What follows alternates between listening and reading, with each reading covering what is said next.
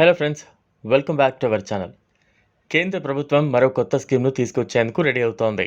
వర్కర్లు, కూలీలు, వలస కార్మికులు వంటి వారికి ప్రయోజనం కలిగించే నిర్ణయం తీసుకుంది మోదీ సర్కార్. వీరి కోసం త్వరలోనే రెంటల్ హౌసింగ్ స్కీమ్ను అందుబాటులోకి తీసుకురాబోతోంది. విద్యార్థులు కూడా ఈ పథకం వల్ల ప్రయోజనం పొందే ఛాన్స్ ఉంది. కేంద్ర ప్రభుత్వం అందిస్తున్న ఈ రెంటల్ హౌసింగ్ స్కీమ్ ద్వారా తక్కువ అద్దెకే రూమ్స్ అందుబాటులోకి రానున్నాయి. ఇంటి అద్దె ₹1000 నుంచి ప్రారంభం కావచ్చు. గరిష్టంగా 3000 వరకు ఉండొచ్చు. అయితే ఈ రెంట్ అంశంపై అంతిమ నిర్ణయం మాత్రం కేంద్ర ప్రభుత్వానిదే. ఇప్పటికైతే అధికారికంగా ఈ విషయం వెల్లడి కాలేదు. హౌసింగ్ మినిస్ట్రీ ఇప్పటికే ఈ స్కీమ్ కోసం తొలి విడత కింద 700 కోట్లను కేటాయించింది. కేంద్ర ఆర్థిక మంత్రి నిర్మలా సీతారామన్ మే 14న ఈ స్కీమ్కు సంబంధించి ప్రకటన చేశారు.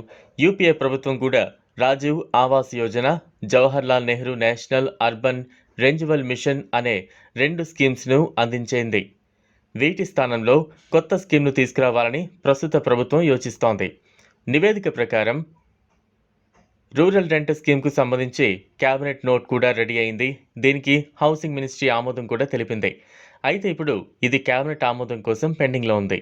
ఇకపోతే ఈ స్కీమ్ కింద ఇల్లు నిర్మించే కంపెనీలకు కేంద్ర ప్రభుత్వం రాయితీలు కూడా అందించనుంది. కాగా కేంద్ర ప్రభుత్వం రెంటల్ హౌసింగ్ స్కీమ్ కింద పీపీపీ మోడల్ కింద ఇళ్లను నిర్మించనుంది. వియబిలిటీ గ్యాప్ ఫండింగ్ ద్వారా ప్రాజెక్టును తయారు చేయొచ్చనే అంచనాలు కూడా ఉన్నాయి. తొలి దశలో దేశవ్యాప్తంగా వివిధ పట్టణాల్లో 75,000 వరకు ఇళ్లను నిర్మించే ఛాన్స్ ఉంది. చూశారు కదా, ఇది ఇవాల్టి వీడియో.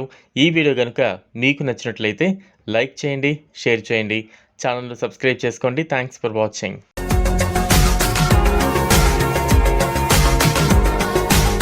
మరిన్ని అప్డేట్స్ కోసం మా ఛానల్ని సబ్స్క్రైబ్ చేయండి.